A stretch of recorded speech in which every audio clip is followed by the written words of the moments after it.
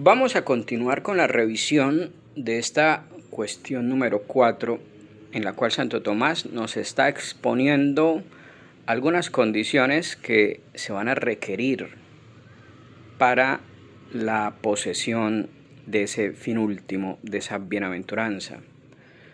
En el artículo 4, Santo Tomás se pregunta si se requiere para la bienaventuranza una voluntad recta, la rectitud de la voluntad. Y va a responder: la rectitud de la voluntad se requiere para la bienaventuranza de manera antecedente y de manera concomitante. Recuerden que en múltiples ocasiones Santo Tomás, cuando está explicando algún tema, se apoya o utiliza esa distinción entre lo que es antecedente, concomitante o consecuente de otra cosa, como si dijéramos lo que acompaña, ya sea antes como causa o condición de algo, lo que acompaña durante como una especie de resultancia concomitante, y lo que es resultado o lo que se desprende de, eso es lo consecuente.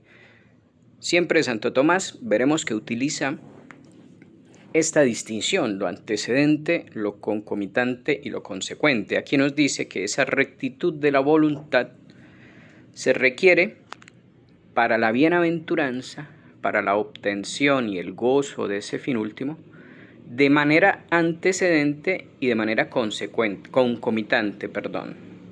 Antecedentemente, en efecto, porque la rectitud de la voluntad existe por el orden debido al fin último. Eso es lo primero que hay que entender. ¿A qué se refiere Santo Tomás cuando habla de la rectitud de la voluntad? Pues se habla de voluntad recta, se habla de que alguien tiene su voluntad recta cuando esa voluntad está debidamente ordenada, dirigida al bien último. O en otras palabras más sencillas, cuando la persona debidamente ordena su voluntad hacia el verdadero fin último. En cualquier otro caso tendremos no una voluntad recta, sino una voluntad desordenada o viciosa. Ahora bien, el fin se relaciona con lo que se ordena a él como la forma con la materia.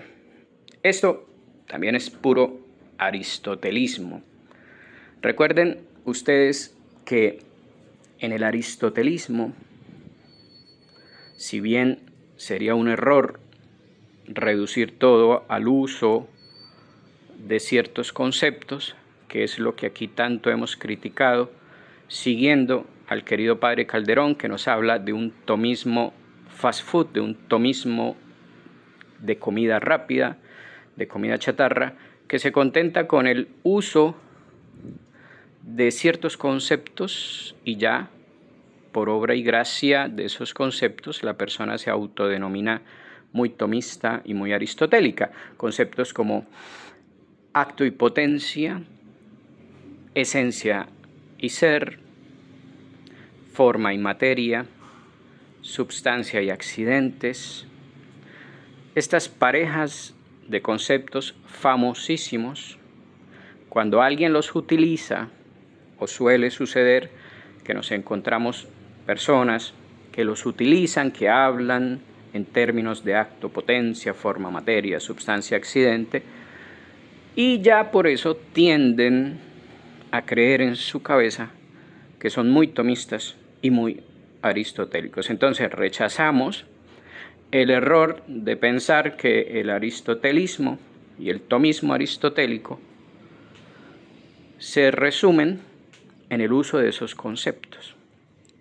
Evidentemente hay que usarlos, pero no se reduce el ser tomista al emplear ese ropaje exterior, por así decirlo. Entonces aquí para volver al texto que estamos leyendo, Santo Tomás usa la analogía con los conceptos de forma y materia. Sabemos, para decirlo en palabras simples, que la forma da el ser y el modo de ser a la materia. La forma es actualidad, la materia es potencialidad. Y aquí usa Santo Tomás esa analogía. El fin se relaciona con lo que se ordena a él como la forma con la materia, es decir, el fin es como la forma y todo lo que se ordene al fin es como la materia. ¿En qué sentido? En el sentido de que así como la forma le da cierto ser, cierto modo de ser a la materia, actualiza la materia según cierto modo de ser, del mismo modo el fin le da sentido, le da ser, ordena a aquello que se ordena al fin, que pueden ser los medios, por ejemplo, o en este caso las potencias, como la voluntad, que debe estar ordenada al fin. Por eso, continuamos, lo mismo que la materia no puede conseguir la forma si no está debidamente dispuesta para ella, nada puede conseguir el fin si no está ordenado a él debidamente. Y por eso nadie puede llegar a la bienaventuranza si no tiene rectitud de voluntad. Es decir, si la voluntad no está debidamente ordenada como en tendencia, como inclinada hacia ese fin último. Sigue Santo Tomás. Concomitantemente, en el párrafo anterior nos acaba de explicar por qué dice al principio de su respuesta que esa rectitud de la voluntad para la bienaventuranza se requiere de manera antecedente, es decir, en cuanto está ordenada desde el vamos, como si dijéramos, desde el inicio está ordenada a ese fin último, lo busca, se inclina, tiende a él, lo tiene como norte de sus actuaciones. Eso es antecedentemente, es decir, antes de. Ahora dice, concomitantemente también, porque como ya se dijo, la bienaventuranza última consiste en la visión de la esencia de Dios, que es la esencia misma de la bondad. Y así la voluntad del que ve la esencia de Dios necesariamente ama cuanto ama en orden a Dios. Lo mismo que la voluntad de quien no ve la esencia de Dios necesariamente ama cuanto ama bajo la razón común del bien que conoce. Y esto es lo que hace recta a la voluntad. Por consiguiente, es claro que no puede haber bienaventuranza sin voluntad recta. ¿Qué nos acaba de decir Santo Tomás?